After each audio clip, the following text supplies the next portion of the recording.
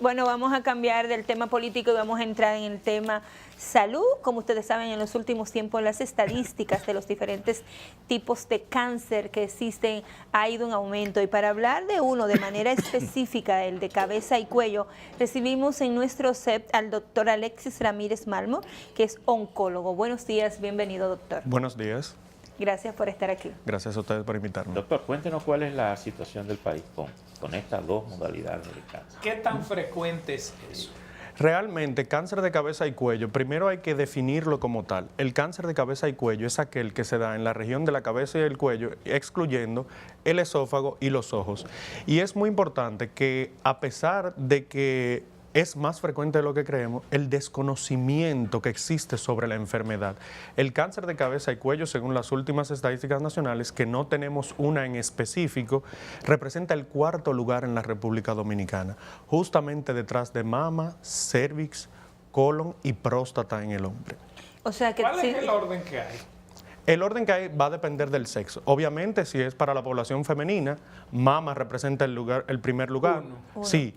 Cervix representa el 2º lugar y colon el 3er lugar, siendo el de cabeza y cuello, según nuestras estadísticas, el 4º lugar. En el de hombre, En el de hombre es importante que recalquemos que próstata ocupa el primer lugar. En segundo lugar podríamos quedar con cáncer de colon y 3er y 4º lugar pulmón y cabeza y cuello.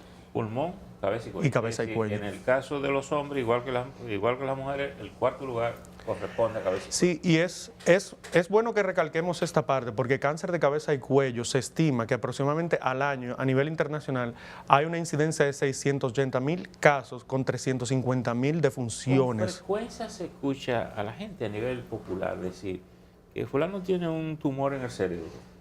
El cerebro no corresponde a cáncer de cabeza y cuello. ¿Se corresponde con esto o no? No corresponde a cáncer de cabeza y cuello. De la gente para allá?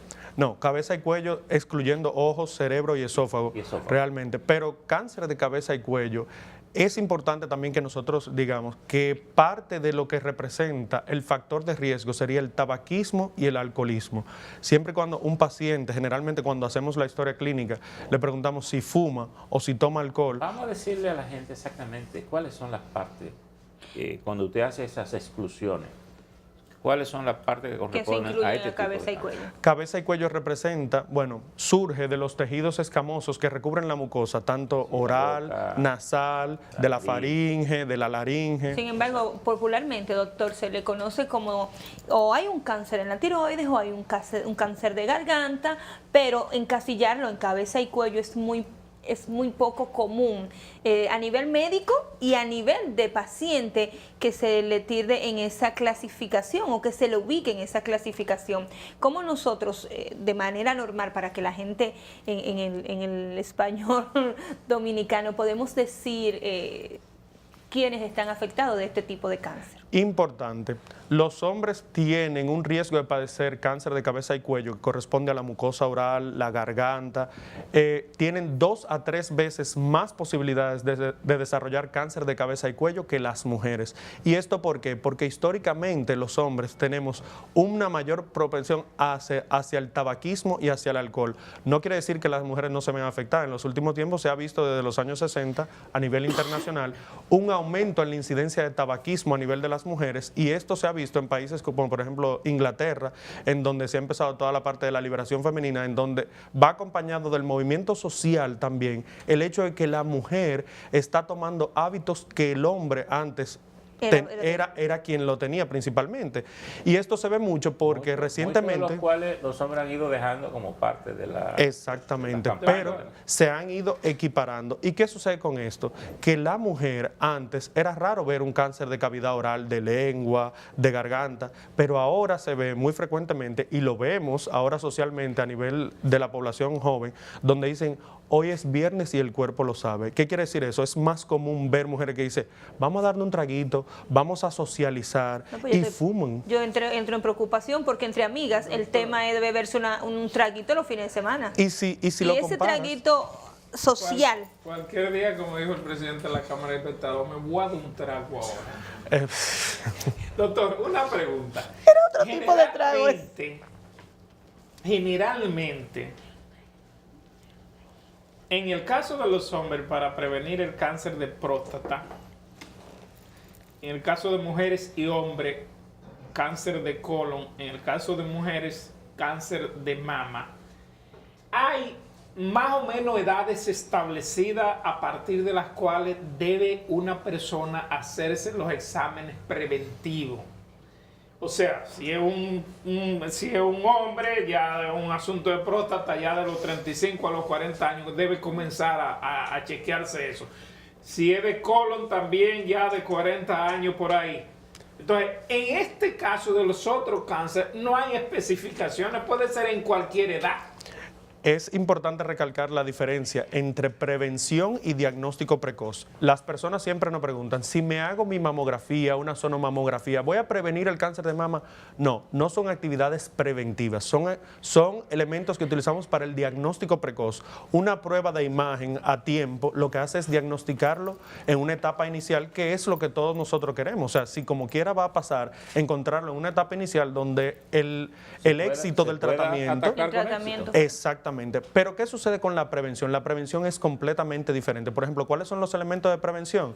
Evitar el sobrepeso, hacer ejercicio, comer sanamente. También tenemos como actividad de prevención la vacunación en el cáncer de cervix, que se ve en un 75 a un 95% asociado al virus del papiloma humano. Y en el cáncer de cabeza y cuello específicamente, hablar de lo que sería limitar el consumo de productos derivados del tabaco, el alcoholismo y el HPV también. Hay un dato, el tema del sexo, ¿cómo afecta?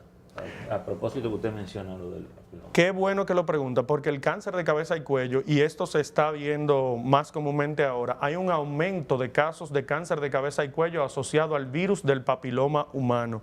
Y esto se da por el sexo oral. Es importante que lo digamos porque la promiscuidad ahora es algo completamente frecuente y se ve mucho porque estamos tratando de evitar lo que sería la educación sexual.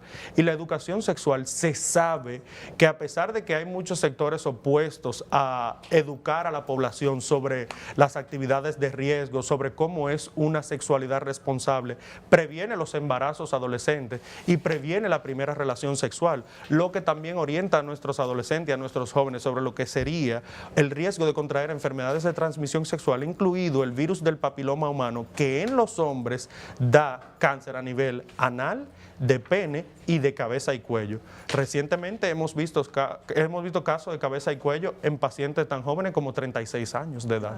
Doctor, síntomas o signos que deben llamarnos la atención para un problema de cáncer de cabeza y cuello.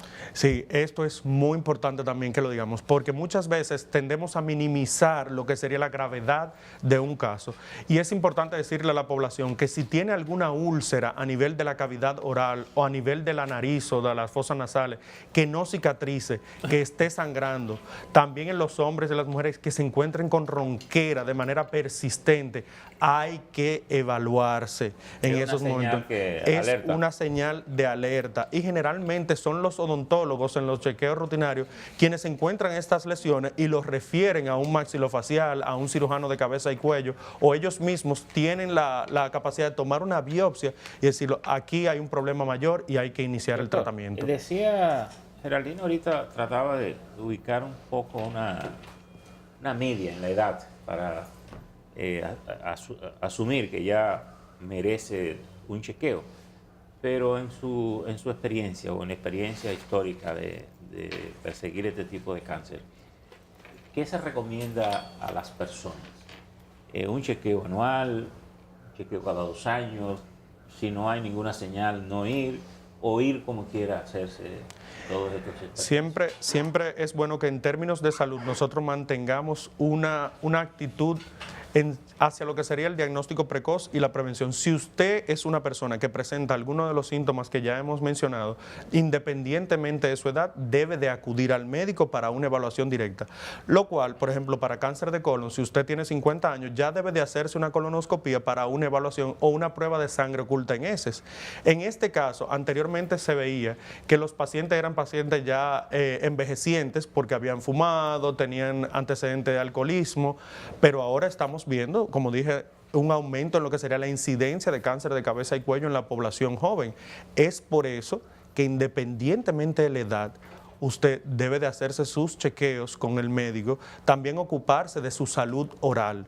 Mucha gente lo minimiza y eso porque no está muy claro y hay un desconocimiento generalizado a sabiendas de que el 60% de la población que padece de cáncer de cabeza y cuello se diagnostica en etapa avanzada y que de ese 60%, el 60% va a fallecer dentro de los próximos 5 años a consecuencia de la enfermedad. Lo está escuchando, usted habla orales, que vayan donde el dentista. Donde el odontólogo. Una situación que para nadie es tranquilizante, de escuchar la palabra cáncer es como que se nos acaba la oportunidad de vivir.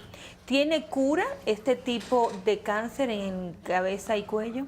Claro que sí. Entender que mientras más temprana sea la etapa clínica en la cual se diagnostica, o sea, lo que abarca la lesión como tal, tiene mejores resultados. A medida que avanza la etapa clínica, por ejemplo, se divide en etapa clínica 1, 2, 3 y 4 cuando se encuentra diseminado. Entonces, a medida que va avanzando, el pronóstico va encareciendo, si va tornándose un poquito más sombrío.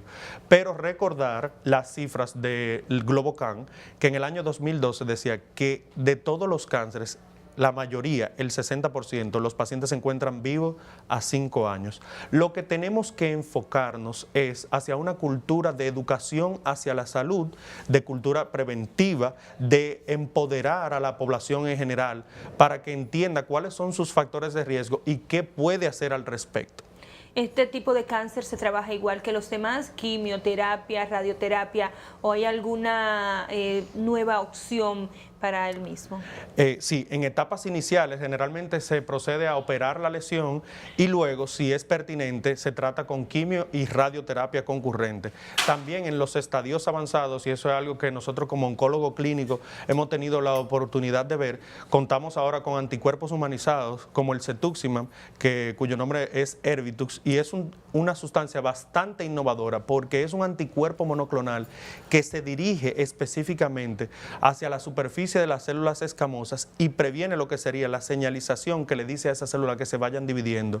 No tiene los efectos de la quimioterapia, pero es un tratamiento sumamente eficaz porque inhibe el desarrollo del crecimiento de las células epidérmicas. Doctor, que este tipo de cáncer, la mayor frecuencia, ¿en qué sexo se da? ¿En el femenino, el masculino? ¿Y en qué edad es donde más aparece? Sí, mayormente se da 2 a 3 cuartas partes de la población afectada son pacientes masculinos. Y es importante que 2 a 3 cuartas partes de los pacientes afectados son pacientes masculinos en su mayoría. Y esto por lo que decíamos anteriormente, porque históricamente la población masculina es la que ha llevado la punta de lanza en lo que sería el tabaquismo y el alcoholismo. Pero las mujeres también se pueden ver afectadas y la edad generalmente aparece después de los 50 años de edad. ¿El costo de este tipo de cáncer es el mismo que de los tradicionales, los más conocidos, lo que dominamos? Sí, generalmente es el mismo y el tratamiento, a pesar de que hemos avanzado bastante, tenemos muy buenas herramientas en el país para tratarlo. La quimioterapia ya está cubierta por la mayoría de las aseguradoras de salud que tenemos en el país y también el tratamiento, tanto como cetuximab y la radioterapia, también se encuentran cubiertos por las aseguradoras. Doctor, ¿dónde, como dirían en el Cibao, se topeta la gente con usted? Nos pueden encontrar en el Instituto Nacional del Cáncer, en el INCAR, también en el Hospital General de la Plaza de la Salud en Oncoplaza y en la Red Oncológica Dominicana Integral RODI. Pues muchísimas gracias. Muchas gracias y ¿qué desea? Doctor Alexis Ramírez Marlon. Exactamente. Que la gente sea A sus preventiva, órdenes. ¿verdad? Claro. Así es. Gracias por estar con nosotros. Gracias ¿Tenemos a la usted. pausa? Vamos a una pausa y enseguida volvemos con otra interesante conversación.